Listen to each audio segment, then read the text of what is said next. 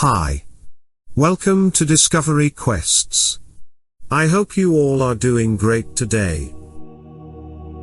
The ziggurat of was constructed in the last flush of Sumerian glory, in around 2100 BC. Topped by a temple dedicated to Nana, the god of the moon, the ziggurat was excavated by Leonard Woolley in the 1930s, and partially reconstructed by Iraqi dictator Saddam Hussein. The foundations of human civilization first flowered in the fertile lands between the Euphrates and Tigris Rivers. Known today as Sumer, this groundbreaking culture gave birth to not only the first cities but also innovations in transportation, literature, and monumental architecture. For more than 2,000 years, Sumerian culture flourished and was the dominant power in Mesopotamia. Across the region that is now southern Iraq, powerful city-states emerged, towering ziggurats rose, sweeping epics were told, and golden jewelry adorned the rich and powerful. Dominance and control would shift among its glorious cities as the years rolled by. The civilization reached its peak in the late 3rd millennium BC, and then gradually fell away. Sumerian civilization and its achievements would be forgotten for millennia, until archaeologists began exploring the region in earnest in the 19th and 20th centuries. Glorious finds in the area revealed the richness and complexity of this ancient culture and allowed scholars to see how Sumerian influences cascaded through the civilizations that followed it. Rise of Uruk. The very first city-state to rise to prominence was Uruk, called Erech in the Bible.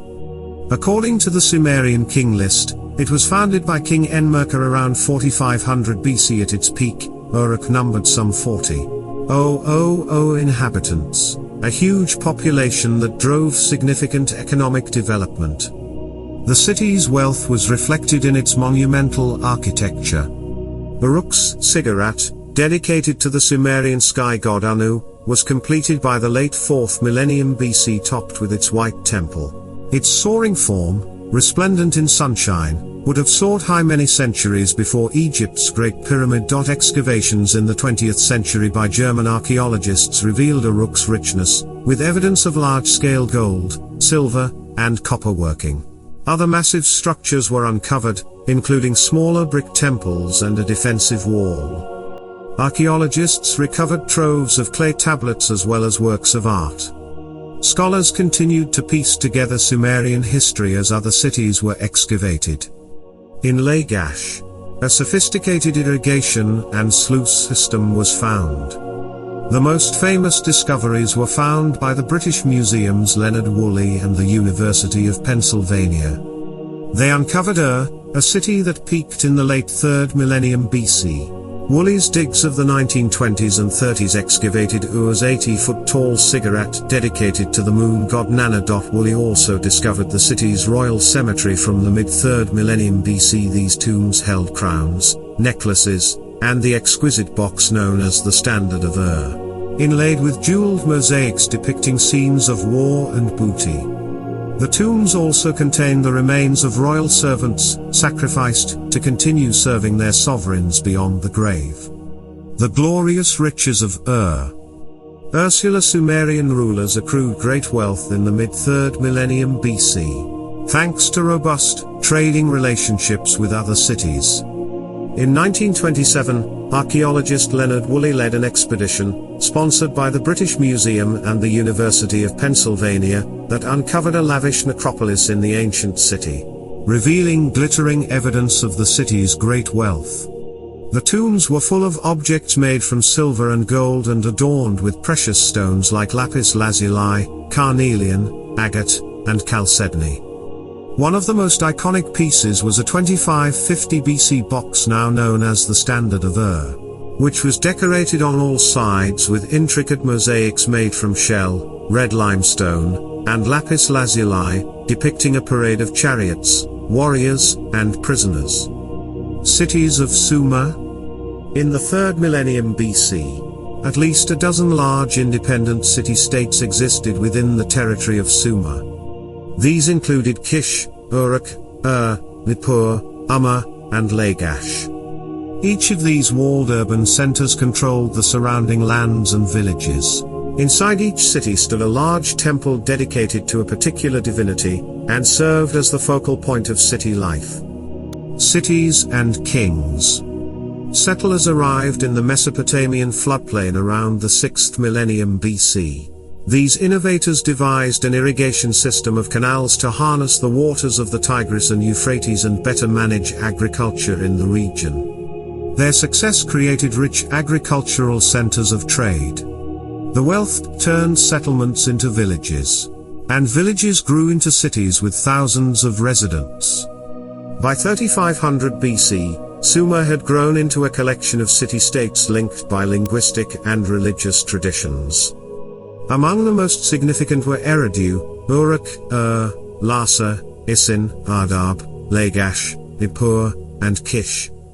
Over time, some of them grew more powerful than others, and for brief periods, one city-state might rule the others until it fell from power.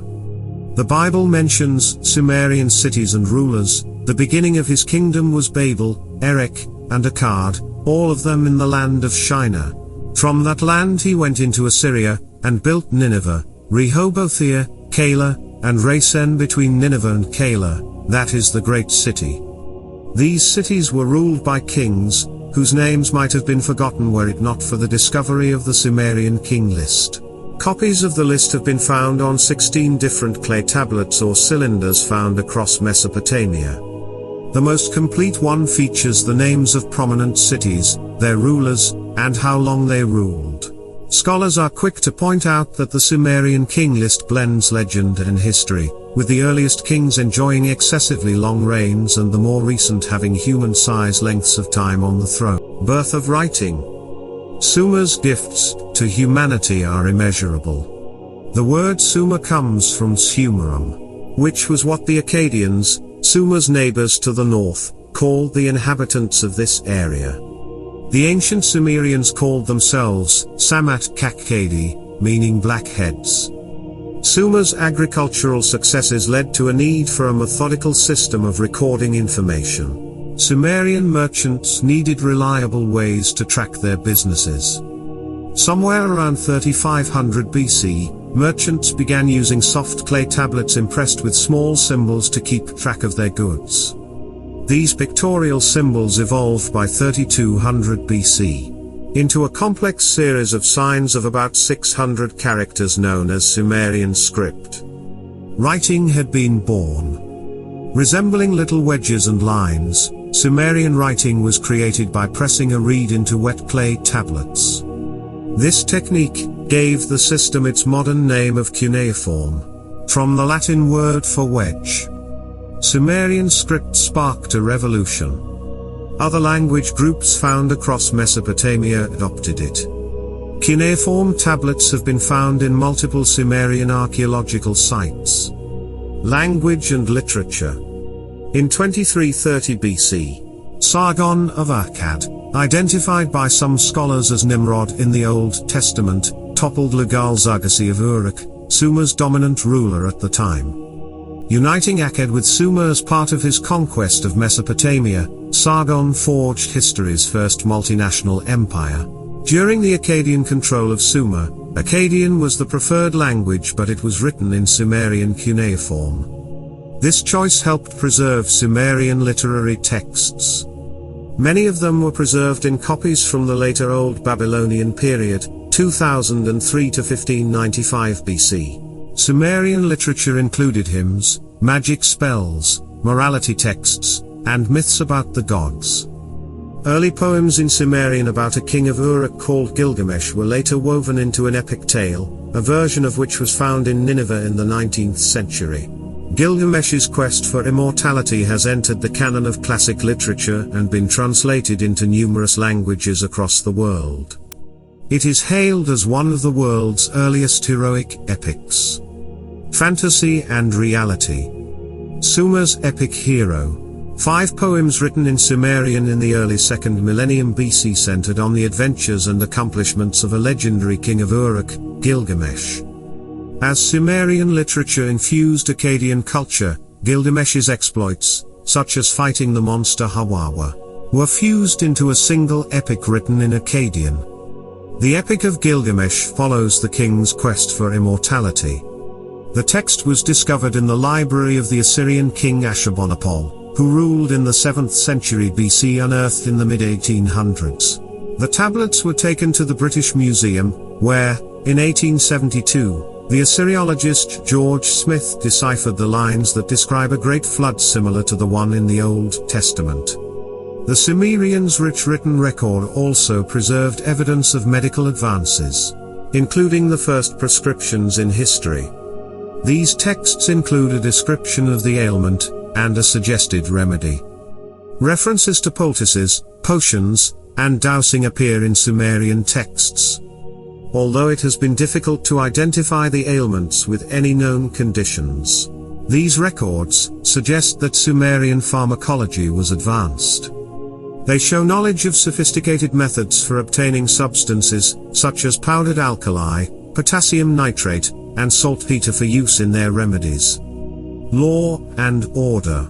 Following the fall of the Akkadian Empire around 2150 BC, Sumer was overrun by a people from the eastern highlands known as the Ksans.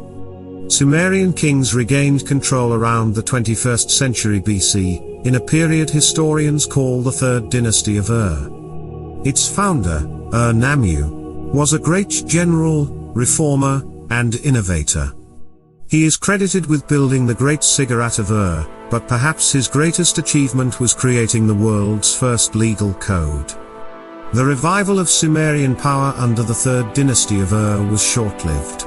Ur was conquered by the Elamites, who captured its last king around 2004 BC. The city's destruction was commemorated in the Lament for Ur. Similar Mesopotamian works have been discovered, and scholars liken the Lament for Ur to the Book of Lamentations in the Bible. Divine and domesticated. The Sumerians were fascinated by wild creatures. Sumerian artworks expertly rendered fierce lions, while the Epic of Gilgamesh contrasts civilized Gilgamesh with his friend Enkidu, a wild man who fed with the gazelles on grass, and drank with the wild animals. But the Sumerians' myth also revered the goat, one of humanity's first domesticated animals. Goat milk appears as a source of divine nourishment, such as the god Ningersu, whose mother was a goat. Goats were also associated with Enki, a Sumerian god of water, creation, and fertility, who is sometimes depicted as part goat. Stone reliefs depict Enki's followers bearing goats to his temple as offerings. Even Sumerian figures of speech attributed wisdom to goats, like the inscription, "Although it has never gone there, the goat knows the wasteland." That's it for today. We will meet with another interesting topic very soon.